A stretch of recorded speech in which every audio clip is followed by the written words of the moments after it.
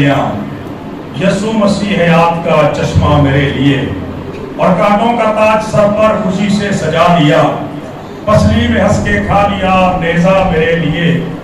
ہوتی ہے صبح شام فرشتوں سے گفتگو، کھلتا ہے آسماں کا دریچہ میرے لیے۔ سوتا ہوں نبی تان کے اس کے پروں تلے، اور جاگتا ہے اس کا فرشتہ میرے لیے۔ ایک حرف مانگنے کو اٹھائے تو میں نے ہاتھ، اس نے لہو سے لکھا صحیفہ میرے لیے۔ طائق میں دب گیا تھا گناہوں کے بوجھ سے، ایک شخص آسمان سے اترا میرے لیے۔ ہاللیلویا۔ میرے عزیزو، کلام خدا میں سے ہم 31ویں اور 32ویں آیت کو دوبارہ سے دیکھتے ہیں، بلکہ 30ویں آیت سے اگر پڑھ لیں تو زیادہ واضح ہو جائے گا کہ اور فریسی اور ان کے فقیر اس کے شاگردوں سے یہ کہہ کر بڑبڑانے لگے کہ تم کیوں محصول لینے والوں اور گنہگاروں کے ساتھ کھاتے پیتے ہو؟ یسوع نے جواب میں ان سے کہا، تندرستوں کو طبیب کی ضرورت نہیں بلکہ بیماروں کو، میں راست بازوں کو نہیں بلکہ گنہگاروں کو توبہ کے لیے بلانے آیا۔ آمین جی۔ خدا یسوع مسیح نے فرمایا کہ تندرستوں کو طبیب کی ضرورت نہیں بلکہ بیماروں کو ہوتی ہے، میں راست بازوں کو نہیں بلکہ گنہگاروں کو بلانے کے لیے آیا۔ اور پوری آیت یہ ہے کہ گنہگاروں کو توبہ کے لیے بلانے کے لیے آیا ہوں۔ میرے عزیزو، جب ہم رسول محبت یوحنا رسول کا 30واں خط پڑھتے ہیں تو اس کی دوسری آیت میں ایک بڑی زبردست بات لکھی ہوئی ہے ایمانداروں کے حوالے سے۔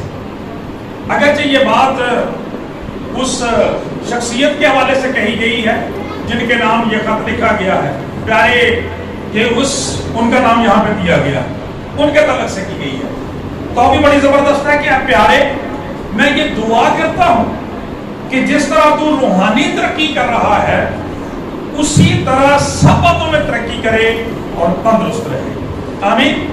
تو اس کا مطلب یہ بنتا ہے میرے عزیزو کہ خداوند ہمارا خدا چاہتا ہے کہ اس کے لوگ ہمیشہ تندرست رہیں۔ آمین، تندرست رہیں۔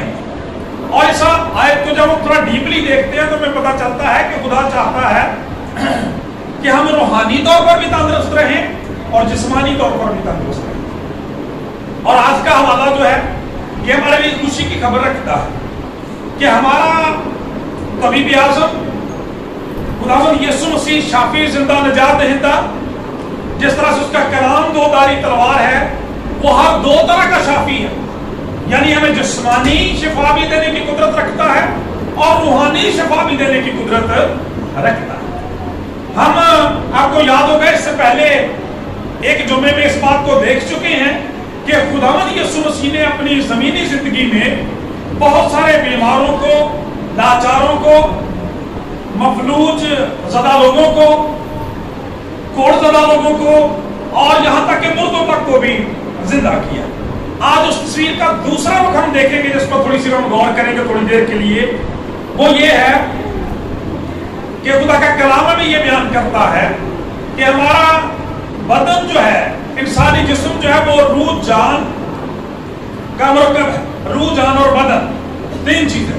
تو خدا کا کلام یہ ہمیں سکھاتا ہے کہ اگر لوگ جسمانی طور پر بیمار ہوتے ہیں تو یہ بھی جاننے کی ضرورت ہے، کلام خدا بیان کرتا ہے کہ بہت سے لوگ جسمانی طور پر تو بڑے صحت یاب اور تندرست ہوتے ہیں لیکن وہ روحانی طور پر بہت بیمار ہوتے ہیں، اور اسی وجہ سے وہ زندگی اور زندگی کی ساری نعمتوں برکتوں اور بخششوں سے محروم رہتے ہیں۔ اس لیے خدا کا کلام یہاں پہ بیان کرتا جب ہم دیکھتے ہیں کہ جب بزرگ متی لاوی رسول کو بلایا گیا، انہوں نے خداوند یسوع مسیح کی شکر گزاری کے طور پر اپنے گھر میں ضیافت کی۔ خدا کا کلام یہ بیان کرتا ہے، لوگ آپ کو پتا ہے کہ ٹیکس کلیکٹرز جو تھے، محصل جو تھے، محصول لینے والے، انہیں پہلے ہی گناہگاروں میں شمار کرتے تھے، انہیں کوئی زیادہ اچھا نہیں سمجھتے تھے، اور جب انہوں نے دعوت کی تو پھر بہت سارے اور محصول لینے والے وہاں پہ اکٹھے ہو گئے۔ یہاں پہ لکھا ہے محصول لینے والوں اور گنہگاروں کے ساتھ یسوع مسیح وہاں پہ موجود تھے۔ خدا کا کلام یہ بیان کرتا ہے کہ جب فقیروں اور فریسیوں نے یہ بات دیکھی تو وہ جل گئے اور اعتراض اٹھایا کہ خداوند یسوع مسیح محصول لینے والے اور گنہگاروں کے ساتھ کھاتے اور पीते हैं। खुदा का कलाम ये बयान करता है, यीशु मसीह ने बहुत जबरदस्त जवाब दिया। आपने फरमाया कि तंदुरुस्तों को तबीब की जरूरत नहीं होती मगर बीमारों को होती। जिस तरह से जब हम जिस्मानी तौर पर बीमार होते हैं, डॉक्टर साहब के पास जाते हैं, दवाई लेते हैं, उसी तरह से बहुत सारे लोग मेरे चीजों रूहानी तौर पर भी बीमार होते हैं। लेकिन सॉरी टू से कि हम जिस्मानी तौर पर तो फौरन ही महसूस कर लेते हैं, सर दर्द होता है, बुखार होता है, टेम्परेचर लो हो गया, सो ऑन, ठीक है, बीपी लो हो गया, हाई हो गया, फौरन पता लग जाता है। लेकिन कभी अपनी रूह का टेम्परेचर कभी चेक नहीं किया, उसको कभी थर्मोमीटर लगा के नहीं देखा कि उसकी हालत क्या है। क्योंकि कलाम बयान करता है इंसान रोटी ही से जीता नहीं रहता बल्कि हर उस बात से जो खुदा के मुंह से निकलती है। अगर खुराक हमारी जिस्मानी जरूरत के लिए जरूरी है तो फिर खुदा का कलाम, खुदा से रफाकत, खुदा की इबादत, प्रस्तश, शुक्रगुजारी और दुआ जो है वो हमारी रूहानी जो नरिशमेंट है उसकी नशोनुमा के लिए भी बहुत जरूरी है। चुनांचे खुदा का कलाम यहाँ पे ये बयान करता है कि जिस तरह से लोग जो सुमानी तौर पर बीमार होते हैं, रूहानी तौर पर भी बीमार होते हैं। और खुदावंद यीशु मसीह ये बयान करते हैं मेरे चीजों कि खुदावंद यीशु मसीह ऐसे ही हर दो लोगों को शिफा देने के लिए आया। अगर उन्होंने, खुदा का कलाम ये बयान करता है कि अपनी जिंदगी में बहुत सारे मजबूर लाचार लोगों को, बीमारियों के मारे लाइलाज अमराज के लोगों को शिफा दी है, तो शरीर पर अपना खून बहा के रूहों की निजात के लिए हमेशा हमेशा के लिए अपनी खलासी भी करा। हालेलुया। आज जरूरत इस बात की है कि पहली बात, जिस तरह से किसी भी बीमारी के इलाज के लिए उसकी तशखीस जरूरी होती है कि आपको पता हो कि आपको बीमारी क्या है, आपको पता हो कि आपको जाना कहाँ है, कौन सा डॉक्टर इसका अच्छा ट्रीटमेंट कर सकता है, कौन सी मेडिसिन इसका शाफी हल हो सकती है, आपको ये सारा कुछ करने की जरूरत है। और जहां तक मेरे चीजों रूहानी तबीब की बात है, हमारे रूहानी की और तबीब की, हमारे रूहानी इलाज की या ट्रीटमेंट की जरूरत है, तो खुदा का कलाम फैसला कुल बात करता है कि यीशु मसीह के अलावा आदमियों को कोई दूसरा नाम नहीं बख्शा गया जिसके वसीले से वो नजात पा सके। और जब हम रूहानी बीमारियों की बात करते हैं तो खुदा का कलाम बयान करता है कि जिस तरह से हमारी जिस्मानी जिंदगी में बेकायदगी आ जाती है, हमारे खाने पीने में, हमारे मामूलात में बेअतदाली आ जाती है, अदम तवाज़ुन आ जाता है, तो हम समझते हैं कि हमारी तबीयत खराब हो जाती है। उसी तरह से जब खुदा के साथ हमारे लिंक में, तल्लक में अपने तवाज़ुन आ जाता है, उस वक्त हम जिस्मानी तौर पर नहीं बल्कि रूहानी तौर पर बीमार होना शुरू हो जाते हैं। जरा अपनी रूहों को भी चेक किया करें, हम देखेंगे कि ये कैसे पता चलेगा। खुदा का कलाम ये बयान करता है, जब हम बाग अदन को देखते हैं तो वहां पे पता चलता है कि बड़ा कामल माहौल था। खुदा का पाक कलाम कहता है आदम व हव्वा खुदा की रफ़ाक़त व शराकत में, मेल मिलाप में, मोहब्बत में बड़ी खुशी से रहते थे। और खुदा का कलाम ये बयान करता है, वहां पे लिखा है कि वो हर वक्त खुदा से बातें करते, ठंडे वक्त में खुदा उनसे मिलने के लिए आता और बाकी सारे वक्त में वो उस कलाम को, उस रफ़ाक़त को, उस बरकत को, उस खुशी को शेयर करते सारे बाप के साथ जो खुदावंद की रफ़ाक़त व शराकत से उन्हें मिलती थी। लेकिन कलाम बयान करता है कि जैसे ही उनकी जिंदगी में गुनाह आया, खुदा का कलाम कहता सारी तबाही और बर्बादी उनका मुकद्दर बन गई। खुदा का कलाम ये बयान करता उसी गुनाह की वजह से उन्हें खुदा के यहाँ से दूर होना पड़ा, क्योंकि खुदा के कलाम में लिखा है वो इस कदर कद्दूस है कि बदी को देख नहीं सकता। चुनाचे खुदा का कलाम ये बयान करता है खुदा ने उन्हें अपने हाथ से दूर कर दिया।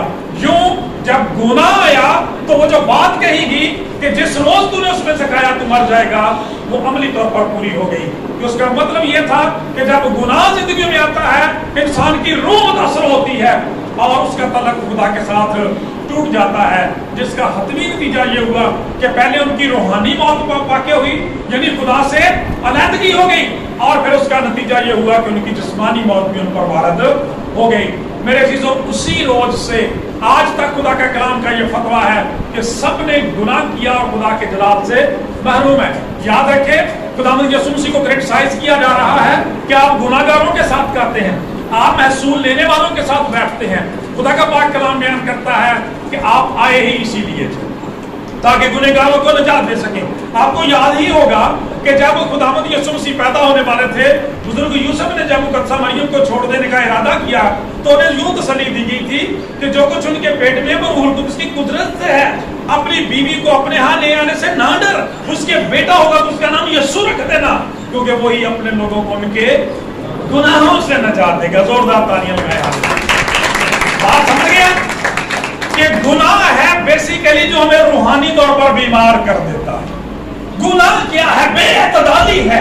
गुनाह क्या? खुदा से दूरी है। गुनाह क्या है? खुदा की बजाय अपनी मनमर्जी है। मेरे जीतो, गुनाह क्या है? खुदा की शरअ की मुखालफत है, खुदा के कलाम के खिलाफ चलना। खुदा का कलाम बयान करता है कि जब हम गुनाह का शिकार हो जाते हैं तो फिर वो हमारा रूहानी तल्लुक जो वो खुदा के साथ टूट जाता है, हमारी रफाकत खत्म हो जाती है, हमारा दिल इत्मीनान जाता रहता है। मुकद्दस अगस्तीन ने इसीलिए कहा था, ऐ खुदा हमारे दिलों के दरमियान एक ऐसा वसी गड़ा वाक़या है जिसे तेरी रफाकत और शराकत के बगैर कोई पूरा नहीं कर सकता। चुनांचे खुदा का कलाम ये बयान करता है मेरे अज़ीज़ों कि जो लोग रूहानी तौर पर बीमार हो जाते हैं, खुदा का कलाम ये बयान करता है उनकी सारी खिदमत खत्म हो जाती हैं, उनकी जिंदगी की रौनकें जाती रहती हैं। खुदा का कलाम कहता है उनकी बरकत खत्म हो जाती है। खुदा का कलाम में इन लोगों के ताल्लुक से सिखाता है, जब इन लोगों के ताल्लुक से देखते हैं, इन लोगों के बारे में देखते हैं कि जो लोग रूहानी बीमारियों का शिकार हो जाते हैं उनका खुदा के साथ कोई ताल्लुक नहीं रहता। जिस तरह से आदम व हव्वा को वहां से काट दिया गया, अलग कर दिया गया, ऐसे लोग भी खुदा से